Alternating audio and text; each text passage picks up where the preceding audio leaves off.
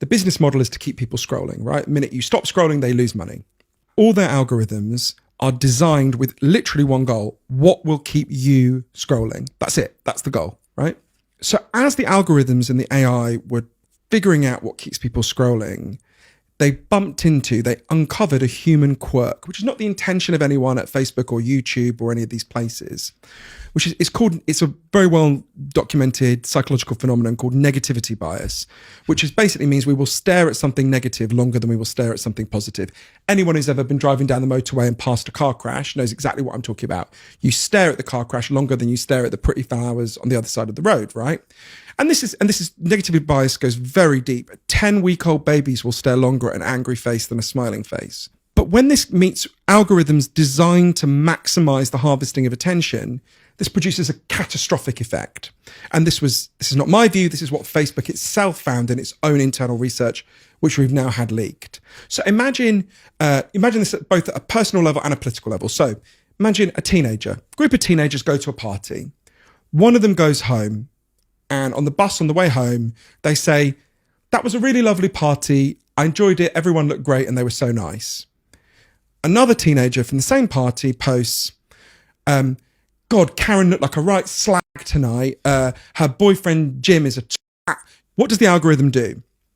The second one is more like the car crash. People will stare at it longer. The algorithm will promote it in the feed. It will put it much higher. The nice one, that's going to be way down if anyone sees it, right? Now, that's disastrous enough at the level of teenagers who've gone to a party. Now imagine it at a political level. We don't have to imagine it. Everyone listening remembers who Donald Trump was. So what happened in the 2016 election, what's happening all over the world every day, all the time on politics, is we are being stoked to be more angry all the time. The algorithms select for anger because anger will keep you scrolling, right? And that is destroying our ability to solve problems. And this is not just my view. In the wake of the victory of Brexit and Donald Trump, Facebook internally set up a group of its own data scientists called Common Ground. And we now know what they found because it was leaked. And what their own data scientists said is the Facebook model and the wider business model of social media inevitably causes division and polarization.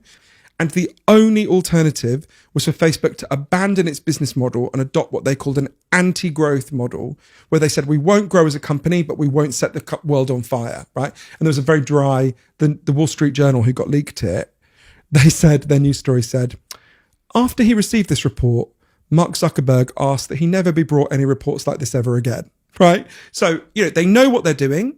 The business model, they're tied to their business model. They're only going to stop doing it when we make them. But this machinery that is amping us up into anger is just at a personal, firstly, it destroys attention. When you're angry, it's much harder to pay attention. We've all had that experience, but there's good science for it as well. But also it's devastating for the society. And we've got to deal with that.